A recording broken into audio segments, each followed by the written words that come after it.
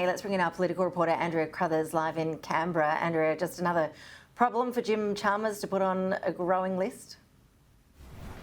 Yeah, Ash, another reminder of the economic turbulence that the country is facing right now. It certainly will be putting pressure on the government, particularly because they went into the election campaigning on the cost of living, but also on the fact that wages weren't keeping up with that.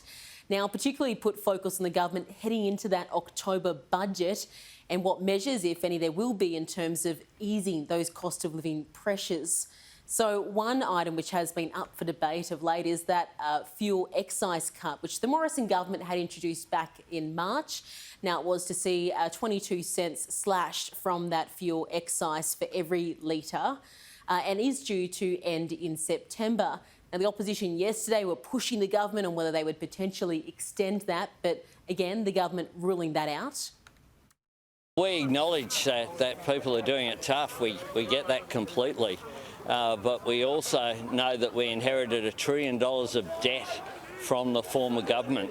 And unless that's got under control, then people will do it tough down the track because it will have an impact on the economy. Now, the opposition has been ramping up its attack on the government over cost of living and also economic management. Peter Dutton today in the joint party room giving his fellow colleagues a bit of a rev up over this. And it's going to get tougher under this government. And I think Australians are starting to realise that not all of the problems, of course, particularly of the international making, are the problem of this government. But we do know from the opening months of this government already that they don't have a plan and they don't have a way forward for the Australian public. And it's clear to all of us that Labor doesn't know which levers to pull on the economy and that they are going to make a bad situation worse.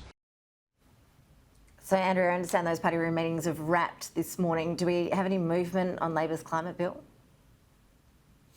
Well, Labor and the Greens party room meetings have wrapped. The coalition joint one is still underway at the moment, but the Greens, they haven't reached a consensus on whether they will support Labor's climate bill. This is the one which would seek to enshrine a 43% emissions reduction target by 2030.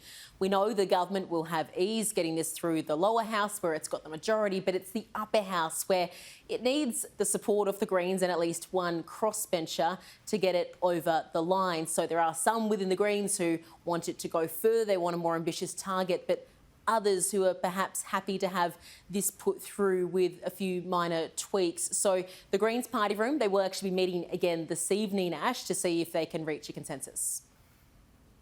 Andrea Crothers live in Canberra, thank you. And of course, plenty more coming up on rates. We'll have full live coverage and analysis of the rates decision at 2:30 this afternoon. That's right here on Sky News.